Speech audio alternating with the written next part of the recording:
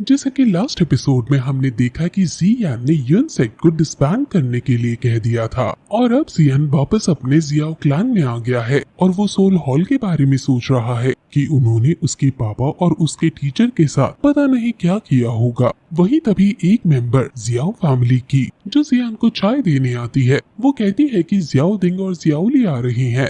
जियान अपने भाइयों को देखकर थोड़ा खुश होता है। जियान अपने भाइयों को रेस्ट करने को कहता है क्योंकि वो काफी इंजर हो गए हैं इस युद्ध में। इसलिए उसके भाई कहते हैं कि जब तक तुम हमारे साथ हो हमें कुछ दिक्कत नहीं होगी, इसलिए तुम हमारी तरफ से बेफिक्र हो जाओ। तुम जियाओ फैमिली के सबसे इम्पोर्टेंट पर्सन हो, इसलिए तुम अपनी हेल्थ का ध्यान रखो और ऐसा कुछ मत करो जो तुम्हें रिस्क में डाले। जियान उनसे अब युन लैनसेट के बारे में पूछता है क्योंकि अब युद्ध हुए कुछ दिन हो गए हैं और उसके भाई बताते हैं कि ज्यादातर क्लान डिसबैंड हो गया है और कुछ क्लान मेंबर्स जो बड़ी बड़ी पोजीशन पर हैं वो धीरे धीरे अलग हो रहे हैं और आधा महीना उन्हें लगेगा वहाँ से हटने में।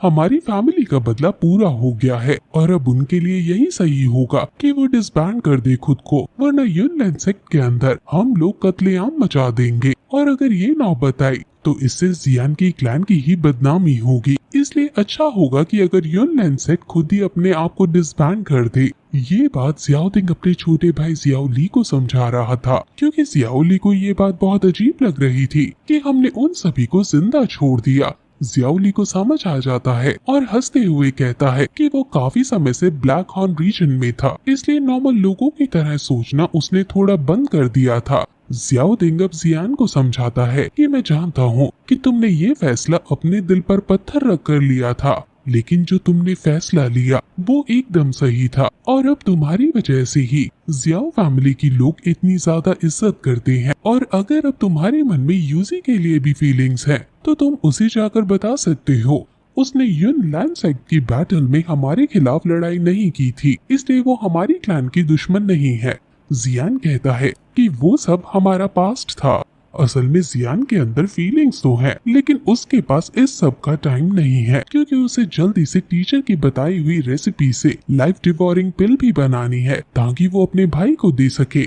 वहाँ तभी आइस एम्परर आते हैं और सभी उनको ग्रीट करते हैं और बैठने के लिए जगह देते हैं। जियान आइस एम्परर से कहता है कि इस युद्ध में मैं काफी ज्यादा इंजर हो गया हूँ, जिस वजह से कुछ टाइम तक मैं दो होंग पर नहीं चढ़ पाऊंगा, लेकिन मैं अपनी पूरी कोशिश करूंगा। जिस पर आइस एम्परर कहते हैं कि बेशक तुम बहुत इंजर हो गए हो, लेकिन इस युद्ध से तुम्हारा पोटेंशियल और ज्यादा बड़ा है। ये एक तरह का इनडायरेक्ट गेन है जो तुम्हें हुआ है। जब तुम इंजरी से पूरी तरह रिकवर हो जाओगे तब तुम्हारी कल्टीवेशन स्पीड और ज्यादा बढ़ गई होगी और फिर देखते हैं कि तुम दो होंग पर ब्रेक थ्रू कर पाते हो या नहीं। जियान अब आइस एम्परर से सोल हॉल के बारे में पूछता है, लेकिन आइस एम्परर ने पहले कभी सोल हॉल के बारे में नहीं सुना था, लेकिन उसने याफे की मदद से उसके बारे में कुछ जानकारी निकलवाई थी। सोल हॉल बहुत मिस्टीरियस ऑर्गेनाइजेशन है जो सोल्स को हंट करती है और उनसे अपनी ताकतों को बढ़ाती है।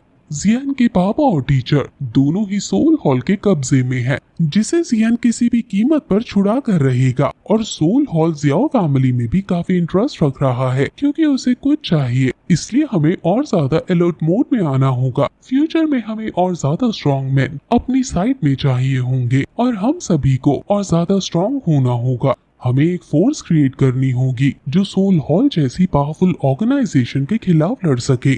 आइस एम्परर कहते हैं कि अब इस युद्ध के बाद जियान की इम्पोर्टेंस जियामा एम्पायर में बहुत ज्यादा बढ़ गई है, इसलिए अब जब भी जियान अपनी मदद के लिए किसी को बुलाएगा लोग उसे अपना सौभाग्य समझेंगे। बाकी क्लैंस को इससे अपना प्रॉफिट होगा, लेकिन जियान अभी अगर इस सब में पड़ा तो वो स्ट्रॉन्ग नहीं हो पाएगा। लेकिन तभी उसका फर्स्ट ब्रदर उसकी दिक्कत समझ जाता है और कहता है कि ये सब वो संभाल लेगा।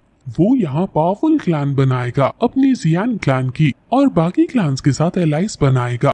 अब जियान टेंशन फ्री हो जाता है और आइस एम्परर से कहता है कि वो एल्डर फार्मा और बाकी बड़ी बड़ी क्लैंस के हेड के पास जाकर मेरे साथ एलाइंस करने के लिए मनाए। ये अभी जियामा एम्पायर में है और जियामा एम्पायर का जो रॉयल किंगडम है, जो इस एम्पायर का मेन राजा है जिसके ऊपर एडमिनिस्ट्रेटिव वर्क रहता है, वो रॉयल फैमिली के पास है। और अब प्रिंसेस याओ यू और उसके ग्रैंडफादर जो अभी रॉयल फैमिली के हेड हैं, वो आपस में अब बात कर रहे हैं कि यूजी ने युनलैंड सेक्ट को पूरी तरह से डिसबैंड कर ही दिया है और फ्यूचर में युनलैंड सेक्ट सिर्फ इतिहास के पन्नों तक ही सीमित रह जाएगा। लेकिन अभी जिया लाओ यानी उसके ग्रैंडफादर को ये चिंता है कि उन्होंने एक टाइगर को मारा है, लेकिन कहीं जियान नाम का दूसरा टाइगर अगर युनशान की जगह आ गया तो कहीं जियाओ क्लैन अगली युन सेक्ट बन गई तो क्या होगा। जियाओ क्लैन के पास युन सेक्ट से भी ज्यादा अब स्ट्रॉन्ग पावर है और उसने अभी अगर युन सेक्ट की तरह हमें सप्रेस करना शुरू कर दिया तो ये हमारी रॉयल फैमिली के लिए ठीक नहीं होगा। प्रिंसेस याओ यू उन्हें समझाती है कि जियान अपने वर्ड्स का बहुत पक्का है और उसने पहले ही हमारे साथ एलाइंस बनाने का वचन दिया था। इस युद्ध की वजह से जियान का माइंड अच्छी तरह काम नहीं कर रहा था, इसलिए वो बेरहमी से कत्लेआम मचाने लग रहा था। लेकिन अब वो जब शांत होगा तो वो युनशान की तरह नहीं होगा। वो अपनी एक स्ट्रॉन्ग फैक्शन यानी क्लैन एस्टैब्लिश कर रहा है और हमें उसकी इसमें मदद करनी चाहिए। ये सुनकर ग्रैंडपा थोड़ा हैरान हो जाते हैं कि न सिर्फ हमें जियान को रोकना है बल्कि उसे आगे बढ़ने के लिए हेल्प करनी है। प्रिंसेस याओ यू इसमें उन्हें बहुत से बेनिफिट्स बताती है कि जियान ने सिर्फ कुछ लोगों की मदद से ही पूरे युन सेक्ट को उखाड़ फेंका है, इसलिए उसका साथ हमें बेनिफिट देगा। ग्रैंडपा प्रिंसेस याओ यू को उसकी इतनी तारीफ करता देख पूछ लेते हैं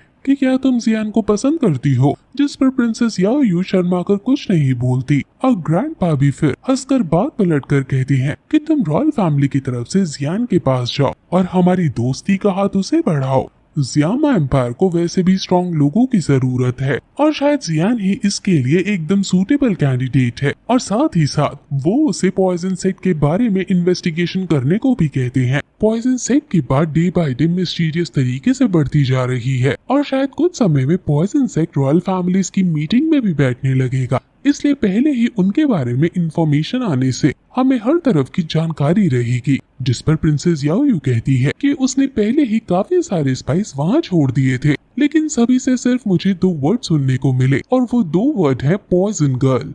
गाइस, ये पॉइजन गर्ल की कहानी पहले आई है जो लिटिल फेरी डॉक्टर के नाम से फेमस है और इसका जियान के साथ अफेयर भी चला था।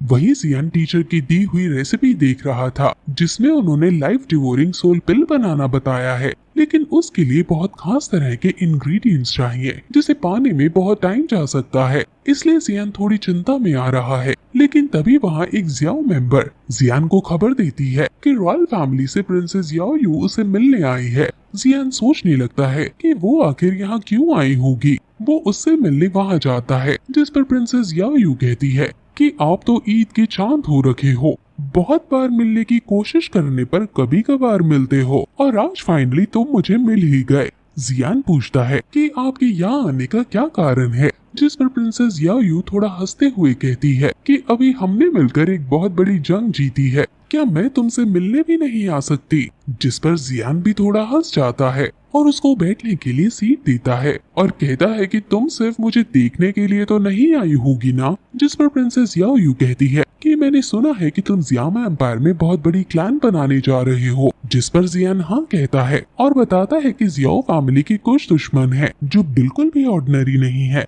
इसलिए मुझे एक स्ट्रॉन्ग फोर्स क्रिएट करना ही होगा। इस पर प्रिंसेस याओ यू कहती है कि तुम फोर्स बना रहे हो ताकि जियामा एम्पायर में एक बहुत बड़ी ताकत खड़ी हो सके और दुश्मनों से प्रोटेक्ट कर सके, और हमारा भी सेम गोल है, इसलिए हम तुम्हारे साथ हाथ मिलाना चाहेंगे। ये सुनकर जियान शॉक हो जाता है और पूछता है कि इसके बदले में आपको कुछ नहीं चाहिए हमसे। जिस पर प्रिंसेस याओ यू कहती है कि बस हमारी रॉयल फैमिली को ये नहीं चाहिए कि एक युन सेक्ट को मारकर दूसरा युन सेक्ट खड़ा हो जाए। जियान उसकी कंसर्न को समझ जाता है और कहता है कि तुम इसकी बिल्कुल चिंता मत करो, मैं युनशान नहीं हूँ।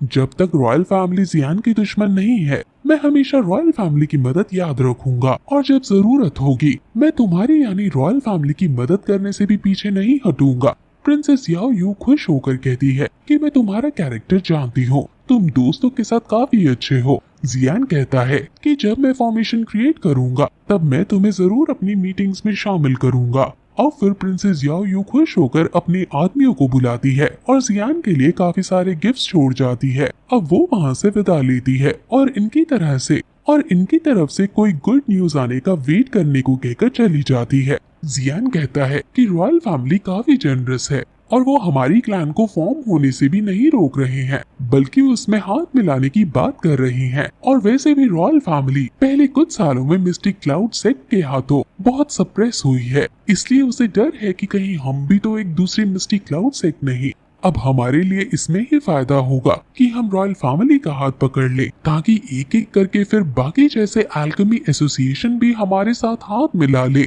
वो अब ऐसे ही बात कर रहे थे कि तभी वहाँ एक दूत ये कहता है कि मिस नैन रैन आपसे मिलना चाहती है। जियान सोच में पड़ जाता है कि मिस नैन रैन जियान से क्यों मिलना चाहती है।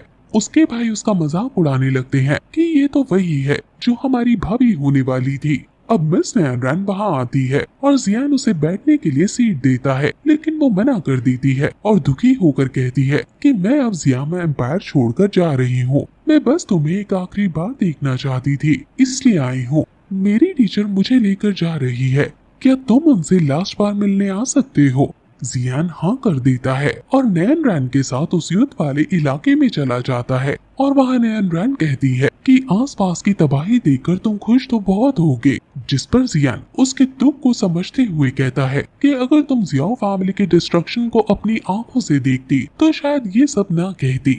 नैन रैन भी समझ जाती है और दुखी होकर कहती है कि अगर वो 3 ईयर एग्रीमेंट ना होता तो ये दिक्कत कभी नहीं होती। जिस पर जियान कहता है कि पास की बातों को याद करके कुछ नहीं होता, इसलिए उन बातों को ना ही करे तो अच्छा है। और फिर वो उसको यूजी के पास ले जाती है और रास्ते में नैन रैन बताती है कि अब वो वहीं जाएगी जहाँ उसकी टीचर यानी यूजी ले जाएगी। जियान अब यूजी के पास जाता है और उससे पूछता है कि आखिर तुम कहाँ जा रही हो? मत जाओ, तुम मेरे साथ रहो, हम साथ में ताकतवर बनेंगे और अपने गोल्स को पाएंगे। हालांकि हमारा जियामा एम्पायर आउटसाइड वर्ल्ड जितना एक्साइटिंग नहीं, लेकिन तुम एक लड़की हो और तुम यहीं पर सबसे ज्यादा सेफ हो। जिस पर यूजी हंसते हुए कहती है कि मुझे अच्छा लग रहा है कि तुम मेरी इतनी केयर करते हो, लेकिन शायद तुम भूल गए कि मैं द ह्वांग एक्सपर्ट हूँ। जहाँ मैं जाऊंगी लोग मुझसे डरेंगे, इसलिए खतरे की तो कोई बात ही नहीं। और तुम ये बात जान लो कि मैं तुमसे नफरत नहीं करती, जो तुमने किया वो ही एक सच्चे बेटे को करना चाहिए। जिस पर फिर से जियान उसे परसुएट करने की कोशिश करता है कि फिर तुम मत जाओ ना, लेकिन यूजी अपना मन बना चुकी है, क्योंकि वो जिस जगह से आती है उस जगह को जियान ने तबाह किया है और कभी भी समाज हमें एक साथ रहने नहीं देगा। वो उसे फिर एक रिंग देती है जिसमें कई सारे जियान के लिए गिफ्ट्स हैं और ये उसकी फैमिली के लिए यूनसेट की तरफ से कॉम्पनसेशन है।